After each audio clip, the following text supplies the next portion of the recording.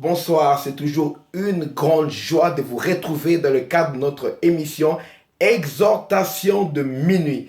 Je suis votre bien-aimé, le docteur Samuel Elouabantou, et le thème que nous partageons cette semaine, c'est à la conquête de l'impossible. Rappelez-vous ce que je vous ai dit les 2 premiers jours de notre enseignement, c'est que l'impossible, c'est le champ d'action de Dieu, c'est la sphère d'action de Dieu, c'est le domaine d'action de Dieu. C'est dans les choses impossibles que Dieu se sent à l'aise. Tu traverses des moments difficiles, des choses impossibles, des choses qui semblent être irréalisables pour toi. Sache que c'est une invitation où Dieu te convie à entrer dans son champ d'action, où lui va te montrer de quoi il est capable. Dieu aime nous épater, Dieu aime nous étonner, en fait que nous puissions le glorifier. Un Dieu qui n'étonne pas ne mérite pas la gloire. C'est Dieu mérite la gloire parce que ses œuvres sont grandes et admirables. C'est un Dieu qui fait des choses qui sont au-delà de ce que nous demandons, au-delà de ce que nous pensons, parce que c'est un Dieu incommensurable. Et c'est ce Dieu-là qui veut se révéler dans ta vie au travers des moments et des situations difficiles, des situations impossibles, je dirais mieux, que tu es en train de vivre, de traverser dans ta vie. Nous avons vu l'introduction, le premier jour, je vous ai parlé du premier secret. Si tu veux aller conquérir l'impossible, la première chose à faire, c'est d'accepter l'identité que Dieu te donne. Deuxième secret, je vais partager avec vous pour aller conquérir l'impossible. Dieu te prendra étape par étape jusqu'à ce que la conquête de l'impossible devienne évidente pour toi. De sorte que, comme Luc chapitre 1er verset 37 dit, car rien n'est impossible à Dieu.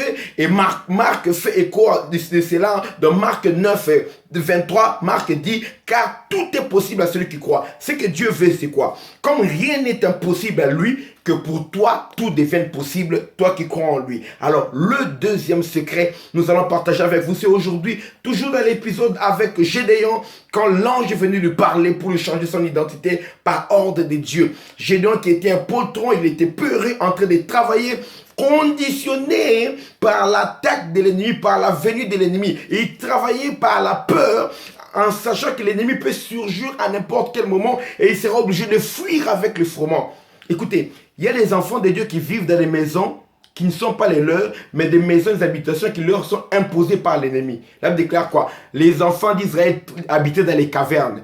Dieu ne peut pas vous enlever de l'Égypte, vous amener dans la terre où coule le lait et le miel, pour que vous puissiez habiter dans les cavernes. C'est à cause de l'oppression des Madians que les enfants d'Israël habitaient maintenant dans les cavernes. Vous comprenez? L'ennemi va te faire habiter dans les trous, dans les appartements où tu ne mérites pas. Il te fera habiter dans une ville où tu ne mérites pas. Il te fera travailler à un endroit où tu ne mérites pas. Toi, tu crois que c'est la volonté de Dieu? Non, Dieu ne t'a pas envoyé là pour travailler dans la peur sous les ordres d'un païen qui te commande, qui méprise ton Dieu. Nous vivons certaines situations qui ne sont pas en accord avec la volonté de Dieu pour nous. Alors pour vous, aller conquérir l'impossible, c'est possible.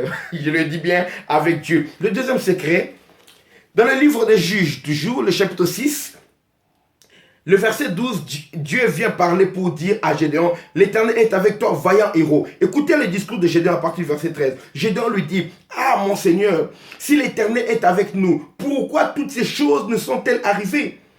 Et où sont tous ces prodiges que nos pères nous racontent quand ils disent, l'Éternel ne vous a-t-il pas fait monter hors d'Égypte? Maintenant, l'Éternel nous abandonne et il nous livre entre les mains des Madians. Écoutez, le verset que nous partons aujourd'hui se trouve dans le verset 14. Dieu n'a même pas eu à discuter avec Gédéon pour essayer de se justifier. Oh, voici ce qui est arrivé, c'est à cause de ceci. Ça, il l'a fait avant en envoyant son prophète pour les répondre. Quand Dieu intervient pour l'action, il veut des résultats. Ce n'est plus le temps de pour parler. Quand Dieu vient te voir, c'est pour avoir des résultats. C'est pas pour débattre avec toi, c'est pas pour parlementer avec toi, c'est pour t'amener à avoir des résultats. Alors Dieu dit dans Juge 6, 14, il dit, l'Éternel se tourna vers lui et il dit, va avec cette force que tu as et délivre Israël de la main de Madian. N'est-ce pas moi qui t'envoie?